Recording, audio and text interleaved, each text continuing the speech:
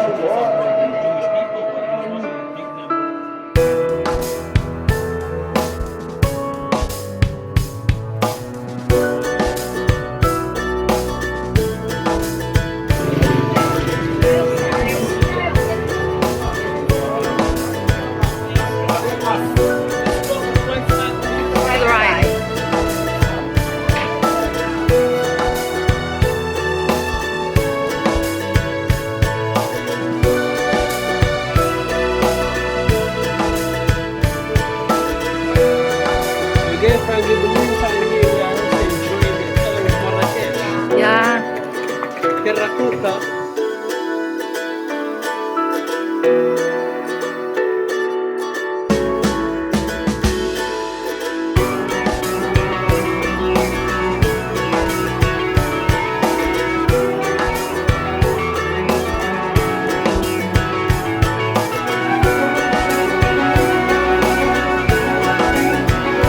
It smells amazing, eh?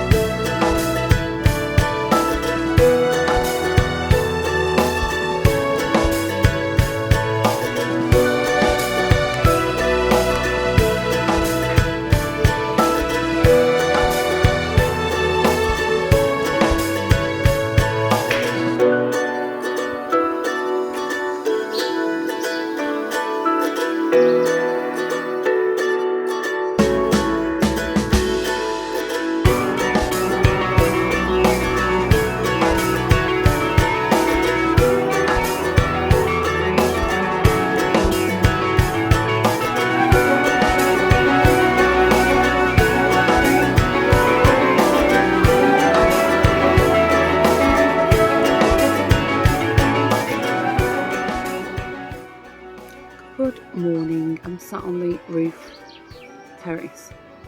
Oh, I know I've gone dark, but there's one of the famous mosques behind us. I'll do a whole chit chat about all the sights we've seen. Hopefully I would have put some things up on the screen.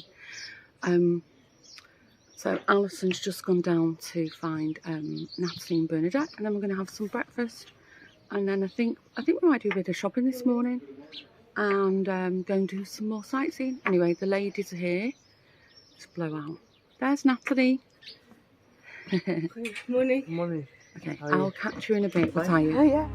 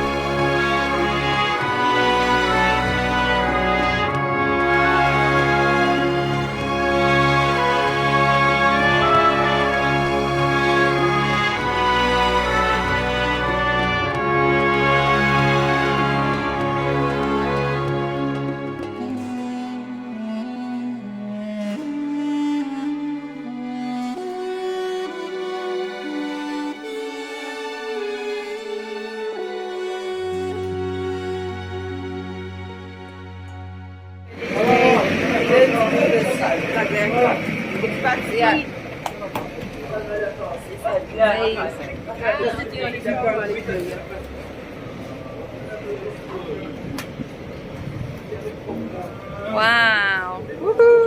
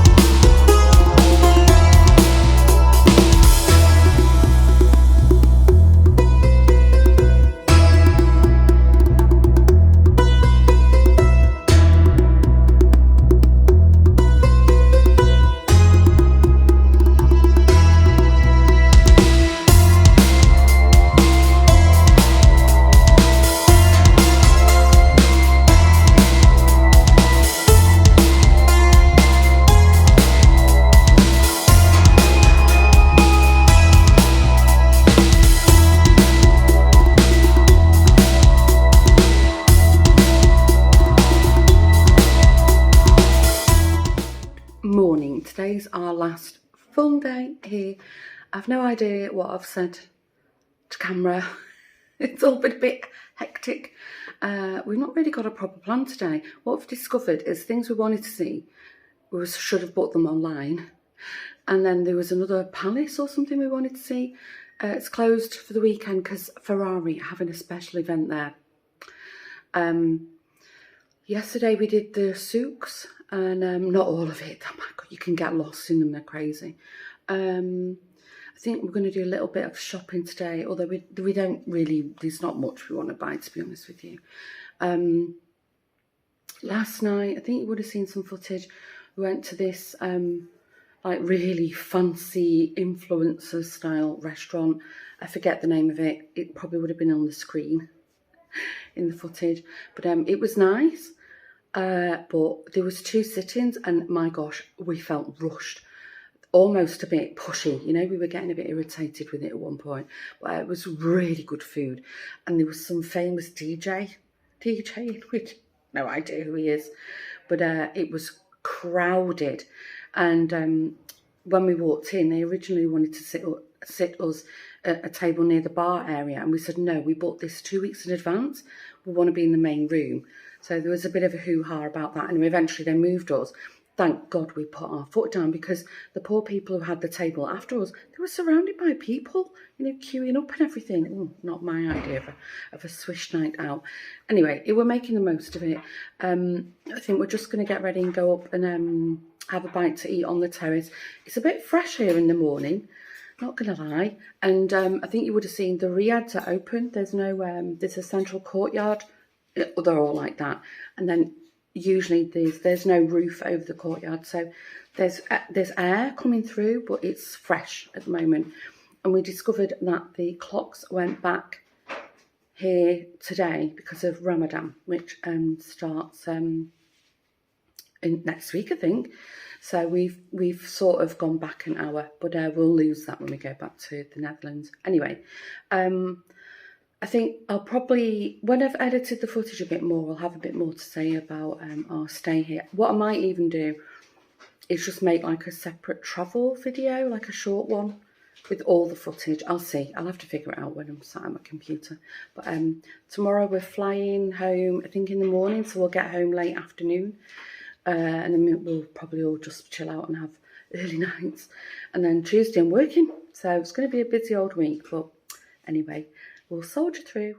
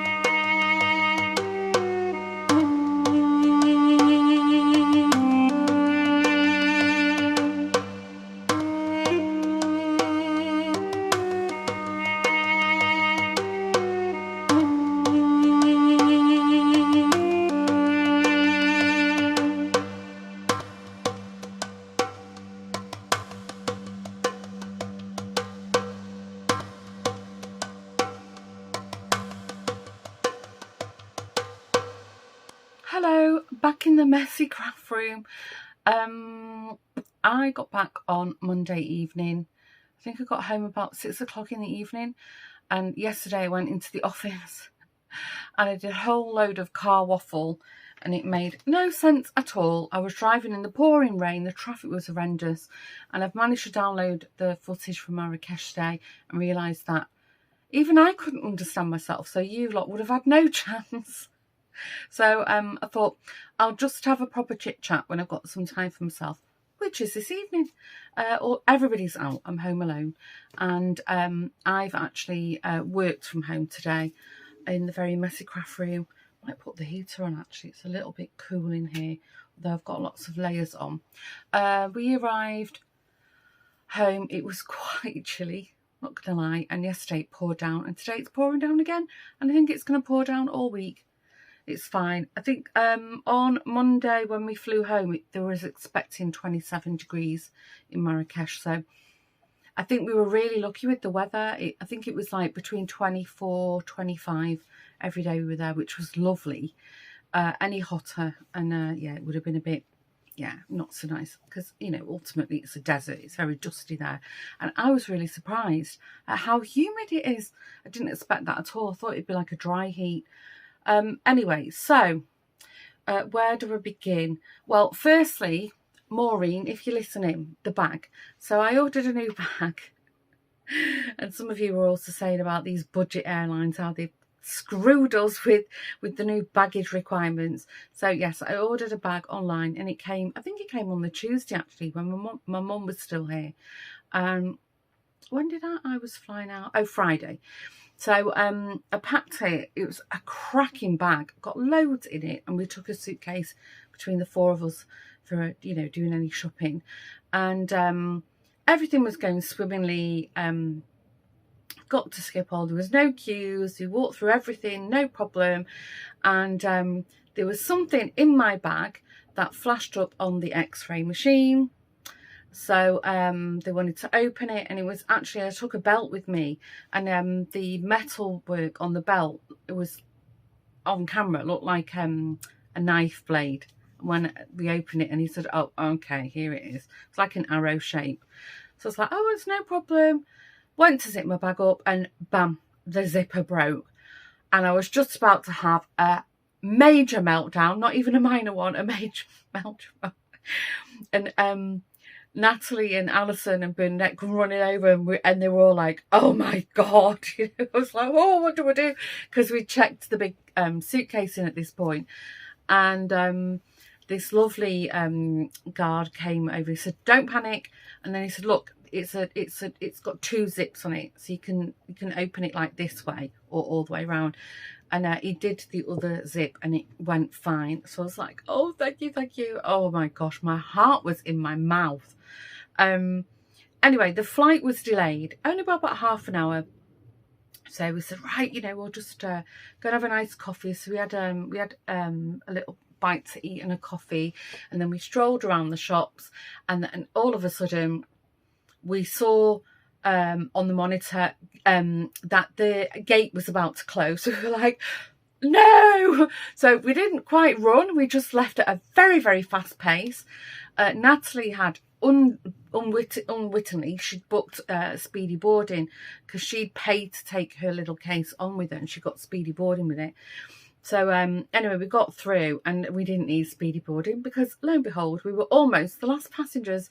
It was fine. They were out on the apron and, you know, up the stairs. We wasn't holding anybody up. But there was a lady in front of us who apparently, I don't know what nationality she was. They decided that she needed a visa. So there was a whole discussion, and we were like, well, we have speedy boarding, and the flight attendants were like, well, it's not doing you any good now because you're the last ones here. Anyway, eventually they let her through and boarded the flight, and you know, no issues. And it was a 4-hour flight. I didn't realise it was that long. Anyway, so we got to Marrakesh. We had pre-booked through booking.com a taxi. Now, when we called the Riyadh in advance to ask if they could book a taxi for us, they said it was €30, 30. And when we booked it with booking.com, it was, I think, between 12 and 17 euro. So anyway, the driver was there and he had really good contact. Natalie made the booking and he was messaging. We had free Wi-Fi in the airport. The airport was immaculate, although passport control was just, I think it took us an hour to get through. And he was stood. There was all these taxi drivers with names and he was waiting for us. So he was very nice. And it was chaos at the airport. It was gridlock. And I've driven in some countries, you know, where you know, it's questionable what the rules may or may not be. Marrakesh, my heart was in my mouth. The others were like a little bit like, oh, okay, but I'm not a nervous passenger, but this was really too much for me. And every car we saw had like a scrape and a dent and a dink in it, you know. It was like, and they were just inching and beeping, you know. Oh, anyway, we were really close to the airport. I think we were like a 15-minute drive away, but it took about 40-50 minutes because of, you know, everybody converging, you know, into one lane with no rhyme or reason to what the rules were. Anyway, so we arrived at the Riyadh, which is the traditional Moroccan home, and the taxi driver, we were staying really, really close to the Medina and the souk, and, you know, really the heart of Marrakesh, like the old downtown Marrakesh. And he couldn't park up, you know, they're all like little passageways. So anyway, we got out the back of the Riyadh and he said, yeah, it's here, just walk down here and take a right and you're in it. So we was like, okay. So we got there and we were like, okay, all right, you know, it's not, you know, it wasn't like fancy schmancy, but, you know, it looked okay. Until we were shown the rooms, and we had 2 double rooms. Natalie and Bernadette were shown a room, and Alison and I were shown another room, and there was 2 beds in each of the rooms. One, like, actually not even a double, I think it went like a queen or a king size, and a single bed. But and we had an ensuite bathroom, but our bedroom doors were literally like this on the communal area, and the communal area was just, you know, a hop skipping away from the main door, which was on this little passageway.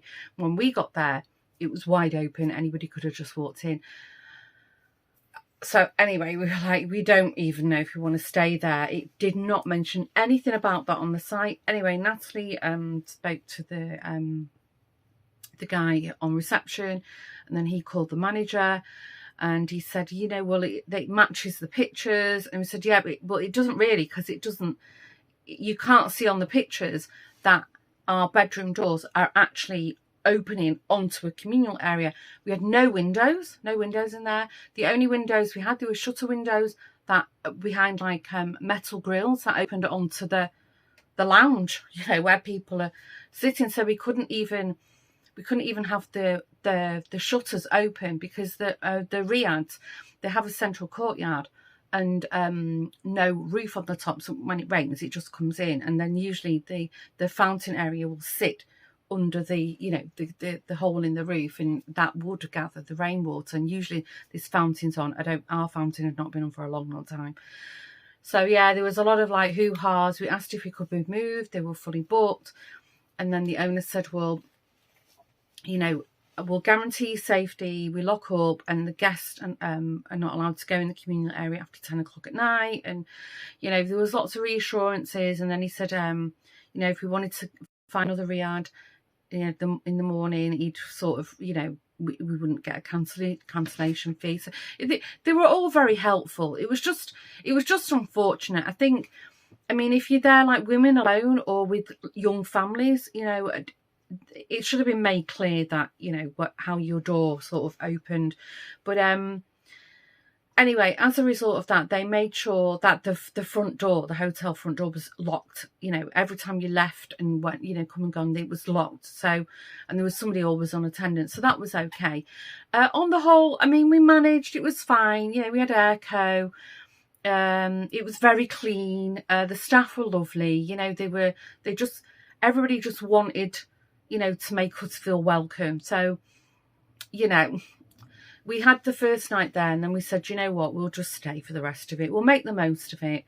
So anyway, Natalie booked a 3-hour walking tour, which we were exhausted because we were walking, and it was a 3-hour walk.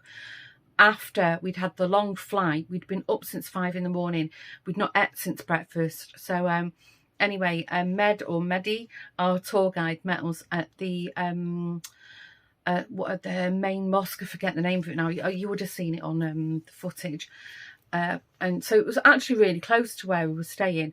And we met him, and he was doing like the whole history tour. And we all said, do you mind if we just ruin your plans and we cut down on the history and we just sort of pick your brains, and we really need to eat? And he thought it was hilarious, and he said, of course, you pay me, do whatever you like. So anyway, we ended up we went in we went in this really nice restaurant. It was opposite the Casbah Mosque. So we met him at the other mosque, and then we went in a cafe on the roof terrace by the Casbah Mosque. I think you would have seen some footage. They did call to prayer while we were there, which happens 5 times a day.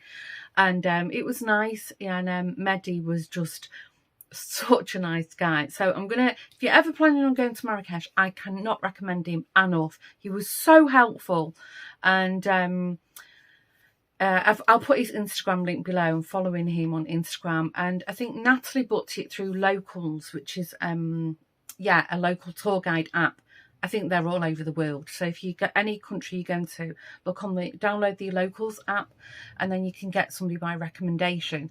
And but anyway, as I said, he was so nice. And then we had a bit of a laugh with him. We said, oh yeah, we didn't really need a tour guide. We just wanted, we rent a friend. So he's like, you'll rent a friend. So we laughed the whole time with him. Anyway, we had a quick bite, cooling drink, and then we set off walking again. And he was super knowledgeable. And really, he made it for us. So he took us everywhere. So by the time, and that was it, while we were having lunch, we hadn't made a dinner reservation. And we were looking online what we fancied, because the dinner reservation that we had booked was the Saturday night, which again, you would have seen some footage of that. So we said, well, will you call and see if you can get us in, because if it's a local kind of thing. So he did, and he managed to get us reservation. I think we got there, I think it was like 8:30 at night, which is a lot later than what you tend to eat your evening meal in the Netherlands. It's usually between 6, no later than 7 is the sort of national average kind of thing. So it was just as well we had like this really, really late lunch kind of thing. So anyway, Mehdi took us back to the Riad, left us. We all had a lie down and a rest, got showered, changed, And then we went off to the restaurant, and we had no idea that there was a show on. So yeah, it was really good fun. I think you would have seen some footage of a lady dancing with all candles on her head. She was trying to get us all up to dance, and we were like, no, we weren't having any of it, and we were all exhausted. It's a shame because we got there a bit late, so we weren't in the main room, and there was all kinds of shows going on. But it seems to be quite common in Marrakesh that, you know, a lot of the larger dinner places, they'll put some kind of show on. So yeah, that's what we did on the Friday. Now, one thing, we saw cats everywhere. I mean, literally everywhere there was cats. And Alison, myself and Bernadette, you know, we've like have or had cats. And Natalie, she is a, you know, an animal lover. She's not super keen on cats, but we found it quite upsetting because they all looked skinny, and like all of them had something wrong with their eyes, and, you know, like cobs out of their ears. And I don't know, you know, you wanted to pet them, or like these cats were all lying around super chilled and dead friendly, but you didn't really want to touch them because you just don't know what they have. Anyway, during the course of the days, what we did see is that they're really well taken care of. They just look like that because they're feral, you know, they're street cats. But everywhere we went, there was, you know, like water bottles. With the end chopped off. There was like water bowls everywhere for cats. Dry food, people would just sprinkle dry food everywhere. And, you know, we saw people out, you know, giving them milk, and they're actually really well looked after and very much loved. It's just they don't look that attractive. So, yeah, we felt better for that. But, yeah, we were a little bit freaked out after, you know, spending time here with our pampered moggies. So, and it was really strange. In the Medina, you only saw cats, and then outside of the Medina, it was mainly dogs. So they have their own quarters, the animals. So yeah, lots of cats. What I will say, in the souks, like the markets, there's indoor and outdoor markets, and you would have seen on the footage, they're all like tiny little alleys, you know, and then small little shops and everything out on the pavement, and well, you can't even call it a pavement, the walkway. And one thing none of us liked was they're really, really busy thoroughfares for two-wheelers. I don't mean like pedal bikes, but scooters, mopeds, you know, these like brommerfiets in Holland, like these sort of electric pedal bikes, not motorbikes, they're not allowed. But Natalie almost got a toes taken off one day we were there. I think when we got there when we were walking through on the Friday, it was very quiet. So we wasn't prepared for it when we went back on Saturday for a good walk around. And the noise and the smell, I don't think they have roadworthy tests. And we had a lovely taxi driver who we used him 3 times. He gave us his card, and he said from those smaller bikes from age 10, you can ride them. You don't need a license for them. It was chaos. We thought the roads were chaos, but these bikes everywhere were also chaos.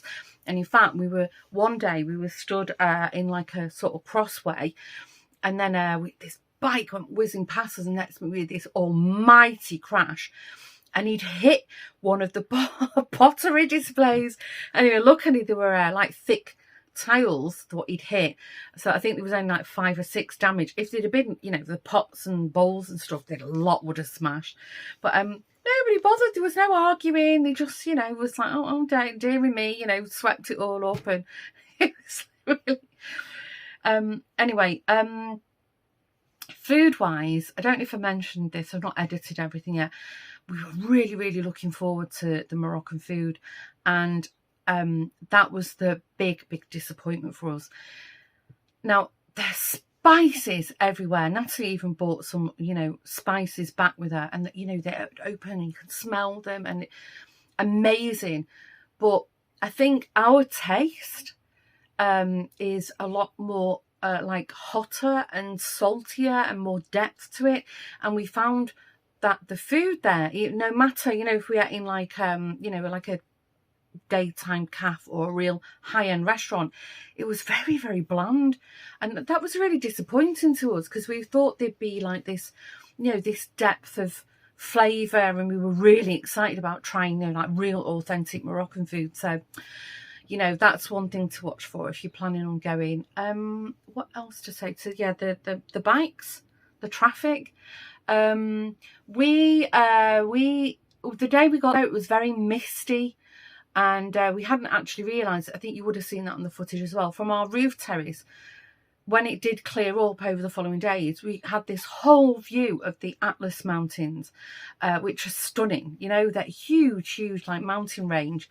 And we was contemplating doing a day trip to the Atlas Mountains. It's like a full-on day with different things in it, but we were like, we didn't know if we wanted to lose like a whole day of the trip. So we didn't bother doing that. And, you know, talking about it later, none of us had any regrets about that. So that was fine. I think they also do like camel riding. None of us would have wanted to have done that. The other thing we hadn't booked, because we were hoping that we would get a recommendation at the Riyadh, but, you know, they couldn't really recommend something to us. We wanted to do like a real authentic hammam. We found a couple of really nice spas. One of them was fully booked up till this week actually, so that wasn't an option. And then one of them, the guy on the street, you know, was, you know, saying, you know, do you want to come in? And we said, oh, could we have a look? And he took us in, and the owner got really shirty, and he said, you're not allowed in here, there's ladies dressing and they're naked, and he was like angry at the guy who let us in. I think he got a good rollicking, but he was really rude to us. And he said, do you want to book? And we said, no, it's fine, thanks. So, you know, we didn't bother with that. But again, we didn't miss it. I mean, I've done hammam, you know, in plenty of other countries, and I think the ladies have too, so it's fine. What else? I must say, so my experience of going to, you know, some sort of Muslim or Arabic countries I've been to, I find everywhere you go, people are friendly all over the world. But what I find is like street vendors. I think it was in Tunisia, I almost got dragged in by my arm to a shop. You know, I found them, like the hawkers, really aggressive. In Marrakech, everybody was so friendly, so polite, not overstepping any boundaries at all. And then, you know, you're walking through in the souks, and people are, you know, they're saying, you know, hey, lovely lady, or I like your eyes, and they're trying every language, trying to get a bite from you. And you know, they're like, will you come and look in my shop? And you say, no, thank you, I'm busy. And then they say, oh, please come in. And say, oh, maybe later. Oh, you promise? Yes, I promise. Okay, have a good day. You know, it's all everything tongue-in-cheek and jest, and just really, really friendly. Mehdi gave us a few good tips. So on the Medina, which is the square, we only went there, walked through a couple of times at night, and we didn't go right through the centre of it, because it's rammed. I mean, you're shoulder to shoulder, and I didn't feel that I wanted to sort of be getting my purse out and rooting for money and buying things in the dark, you know, in these crowds. And our guide, he'd said, you know, you have to really watch for pickpockets there. We didn't ever feel unsafe, don't get me wrong. And we wanted to sort of shop more in the daylight, where it was a bit more, you know, open, because the Medina was crazy. It was really, everybody just sort of opens a stall in the middle of, there's no like grid, or you're just sort of weaving through things, and everybody's waving things. And I remember the first night we said we all felt overwhelmed with it was like sensory overload with the noise and the smells and what we were seeing. And there was colour and movement and noise everywhere. You know, it was a lot. We were a little bit shell-shocked, but it made it fun, you know. So yeah, what Mehdi did say is, in the Medina, not in the souks themselves, you know, in the little windy alleyways, but in the Medina, in the open square, loads of snake charmers, and it was really difficult to get a shot, because the minute they saw your camera out, they'd either block your view or they come at you with a snake. And the minute you sort of let them put one on you, it's like, take a picture, and then you pay, you know, it's how they earn their money. And so I didn't get a really, maybe a glimpse, you might see that. And there was also monkeys, you know, and they were like throwing them on people's shoulders. So we were really, Medi said, just keep your hands to yourself. Don't stop and look, because the minute you do, you just look while you walk, it's sauntering past. The minute you do, they're going to place some kind of animal on you, and then you'll have to pay for a photo. And yeah, I mean, we saw all these monkeys, and I didn't like it. I don't want to support that kind of industry. And what else? There was, oh, and the henna. He said also watch that. He said just sort of keep your hands to yourself, because that's also one of the things they try. They say, oh, let me try, and then they do a little drawing, and then it's like, then they drag you in because they've got you, do your hands, and it's like, oh, you have to pay us now. So none of us wanted henna. But yeah, if that's your thing, you know, fine. It's just all, you know, when in Rome, that kind of thing. Yeah, and there was a lot of horse and carriages, a lot of people doing those kind of horse rides. I mean, the horses, they look, you know, they didn't look in ill health. We saw donkeys with carts. Again, I can't say there was nothing that sort of like, oh, I felt sorry for the animals. It was mainly the monkeys kind of thing. So loads of tortoises. You would have seen some footage in cages, and everybody we stopped to look at them, and we like, yeah, we can't take a tortoise back. And they're like, no, they get it. And they're like, we don't eat them.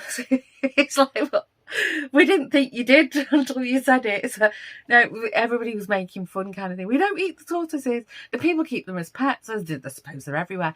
And chameleons, there was chameleons all over the show. And then some in cages, but some just sat, you know, loose on top of the cage, not really wanting to venture off their perch.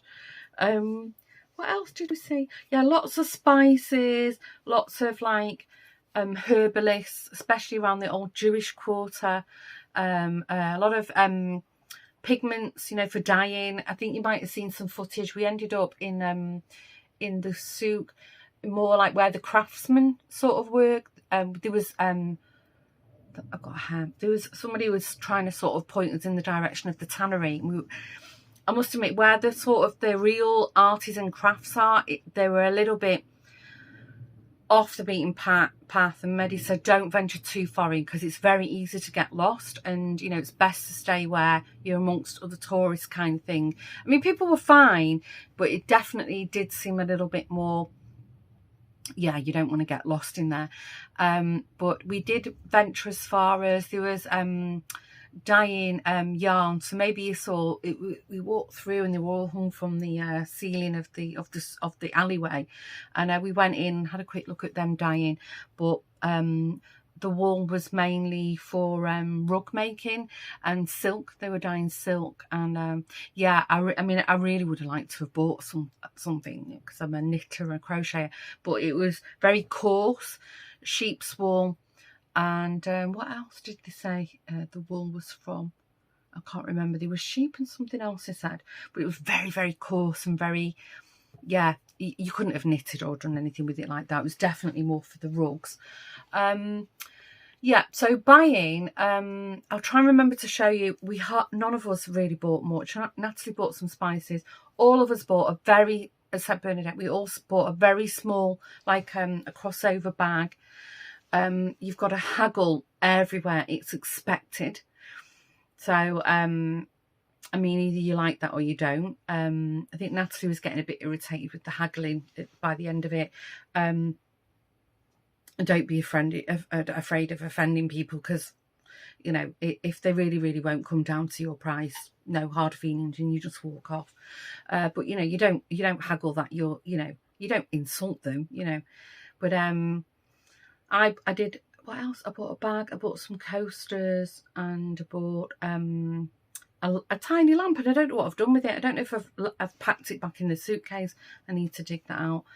So yeah, Monday was a morning flight, and it was Ramadan, this week's Ramadan, and the clocks had gone back. So I think when we sat on the plane, we were held up because said they were waiting for 7 passengers. So I think some people might have missed their flights because, you know, the 1 hour mix up kind of thing. Natalie thought to check ours, and so we were fine. Yeah, and I think that's that pretty much sums up our girls trip. It was really nice. It was lovely. We created some really special memories with each other. You know, we laughed a lot, and it was, you know, we did everything at our own pace. And if we didn't want to do something, it was fine. If we wanted to split up, it was also, you know, easy breezy. So yeah, on the whole, yeah, it went really well. So the ladies, if you've not been around for a while, this was my first girls trip with those friends, and last September I did a girls trip with some other friends to Ibiza. So that's what prompted the Marrakesh trip, my other trip with the other ladies. So I'm trying to think if there's anything else to share with you. No, not really. Not really. Anyway, I'm so tired. I think I need an early night. I can hear it's pouring down out there. Lawrence has gone to hockey practice. William had football training, but he's gone on straight to his friends to hang out there. And Joshua went into Amsterdam to meet some friends. So they're probably all like drowned rats when they get in. I don't know if I'll be awake. I'm exhausted. Tomorrow I'm going to go into the office. And that's about it, really. What else? And there's something in the back of my mind. Anyway, if I remember it, I'll probably chat with you tomorrow in the car. Right, I'm going to go, and I've not even checked emails or anything, so I'm going to have a quick look on my computer and maybe try and do a little bit more editing. And yeah, I will sign off for tonight.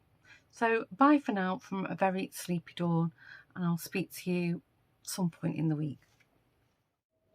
I was going to say good morning, but it's not. It's 12:15. What's that? There's something on the floor. This house needs a real good clean. It's manky. Anyway, I completely forgot. I had a hairdresser appointment this morning. So I had to juggle some stuff around and go to that. And I'm really happy I did, because my hairdresser, Caitlin, it's the last time she'll do my hair because she's leaving, and she's actually getting out of hairdressing. She's doing something different. So I'll go back to my other hairdresser at the same salon, Dominique. She was sick for a while, so now she's all better. So yeah, all I had done was the roots, and she's given my dishwasher's on. She gave my fringe a trim. Oh, that reminds me, I mustn't forget, I've got wet washing in the laundry. I might be able to peg it out. It's actually a really nice day. It's not too cold. It's a bit crisp. Anyway, waffle. I think last time I spoke to you was probably Wednesday evening. Bit of a sleepy dawn from the messy craft room. Yesterday, drove to the office, spent the day in the office. Had a quite productive day, but my gosh, I was exhausted when I got home. I was really tired. Lawrence made dinner, thank goodness. My dishwasher stops. Anyway, before I sign off, I thought I would just show you some of the things I bought in Marrakesh, but also I was going to show you this. Look at that. A poinsettia. I was given this in one of the local garden centres, I think 2 years ago, and it was beautiful, all red leaves, and then it just sort of dwindled into nothing. And then I've had this before with poinsettias, that if you want them to bloom the red again, you have to put them in a dark room for a week or something to force the red leaves to come out. And I didn't do that with all my other ones. So I've literally left this little tiny withery thing sat on the bar over the kitchen sink, and I just give it a few drops of water, you know, a couple of times a week. And then the other day when my mum was here, I said, "Mum, it looks like it's sprouting some red leaves," and sure enough, there's loads on it now. So I'm not going to touch it. I've still not repotted all my plants. If you remember, a few weeks ago I went to the garden centre, bought new plants and compost. So I thought I'd show you that. I didn't do anything. I've just left it on the counter. It clearly likes that spot, so it will stay there. We'll see how long these last. Isn't that lovely? Christmas in March. Anyway, moving on. So I bought this lovely, don't know if you can see with the light, this lovely little lantern from the Medina. Oh, I don't know if I can open it. Yeah, there you go. You can see it's got all coloured glass in it. And what they do, I didn't catch any footage, but they're selling these everywhere. And then they put like little candle stubs in them. So at night they're lovely. I don't think it is coloured glass. I think they've just coloured it. I think it's just made. It's very cheaply made from tin. But I think Alison also bought one, but I think she bought a different style. I wanted this dark style. Isn't that lovely? So I thought it'd be nice in the summer that I can take it out with us in the evening. Not that I sit out there much because I'm allergic to mosquito bites. But anyway, in my mind, that's what it will look like. I did, again, I think Alison bought some of these. No, I didn't, I know she bought some of these. Everywhere you go, they're selling these ceramic coasters. They're only transfers. I mean, they're ceramic, but the patterns are transfer. And so I got 6 of them, and I chose the different designs myself. I wanted all like bluey green, turquoisey styles or colours through them. And this one I fell in love with, and he literally had one of these. Isn't that lovely? That's me in a coaster. And then the last one. So yeah, a set of 6. Thought they'd also be nice, you know, can use them in the garden. I think you'd have to be careful because then they seem a bit unfinished at the side, so I don't think you'd want to get too much moisture on them. What else did I buy? Oh, I love this. The girls were like, are you sure? And I said, no, Lawrence will love it. And when I shown it him, indeed, he did love it. And I saw these everywhere, and I was literally like, I'm going to get one, because every time I saw them, I was like, oh, I really, really, really would like one. It's not to everybody's taste. I bought a door knocker. So it's the hand of protection, or the Hamza hand, whatever you want to refer to it as. And I like it's got all that like engraving in it. Isn't that lovely? Don't know if it's your cup of tea. All the hardware on my front door is silver, so that will look lovely on there. So I don't remember how much it was, but again, I don't think none of this stuff I bought was very expensive. And finally, me, Alison and Natalie treated ourselves to a leather bag. Natalie got a bigger version of this in black, and Alison got like a lighter colour, and I wanted this like nice reddish chestnutty one. It's got all these little do you know, what would you call them, rivets on the front, and then it's actually quite deep. It goes all the way to the bottom, and it's lined, and it's quite handy. It's got a zipper on the back, a zipper over here at the front, and then it's quite deep there, and then it just folds over, and it's got a detachable strap. So I was wearing this crossed over. I haven't actually got a small bag like that I can wear as a crossover. So super happy with that. I think that worked out about €15. So for a handmade leather bag, what a bargain. So yeah, there are all my purchases. What I think I'll do, I think this week's, it's a fairly longish one, probably about around the hour mark, I think. So I'm going to finish the vlog here. So if you're new, I've seen we've got some new subscribers join our lovely community. So if you're new, you're very welcome. I hope you enjoyed spending a week with me. I'm not normally jetting off here, there and everywhere. This was a well-planned trip. I think I booked it in September last year. And if you're an OG, I hope you've all had, well, I hope everybody's had a good week. But my OGs, thanks guys. And thanks also for all the lovely comments about my mum last week. Some of you said she should be a permanent guest on the video, if only. If she lived nearer to me, or I live nearer to her, that would definitely be the case. That's my dishwasher again. So anyway, I'm going to wrap up now. I hope you enjoyed my little jaunt to Marrakesh. Let me know, have you been before? If you're planning to go, I'll leave a link to our tour guide below, and I'll leave a link to the Riad. I mean, it's not like a 4 or 5 star hotel, but it was very authentic. Just cautionary word of warning: if you want privacy, make sure you don't book the 2 double-roomed ground floor bedrooms, because they're on the communal area. But The other thing, what I will say, if you struggle with walking, probably Marrakesh isn't the best for you because it's very uneven, cobbly roads, stairs everywhere, very steep stairs. So yeah, my knees were killing me. In fact, we were all had aches and pains at the end of it. But yeah, that would be, you know, have a think about that if you were planning on a trip. But you know, if you're okay with walking around and you don't have any aches and pains, then heartily recommend it. As many of you know, I've got arthritis, I've got osteoarthritis quite badly in both my knees. It was a struggle, but it didn't stop me doing things. So, you know, sort of gauge your plan on my level of, you know, what I've got. Anyway, I've really gone into waffle mode now. I'm going to finish and say thanks again for joining me. Have a good week ahead. Don't forget, hit the subscribe button if you haven't done already. And if you hit the bell somewhere on your screen, every time there's a new video, YouTube gods will tell you, you'll get a notification. And give me a like, say hello below. I read every comment and I try and reply to them in a timely manner. So thanks for tuning in. Stay safe. See you in the next video. Bye for now. Bye.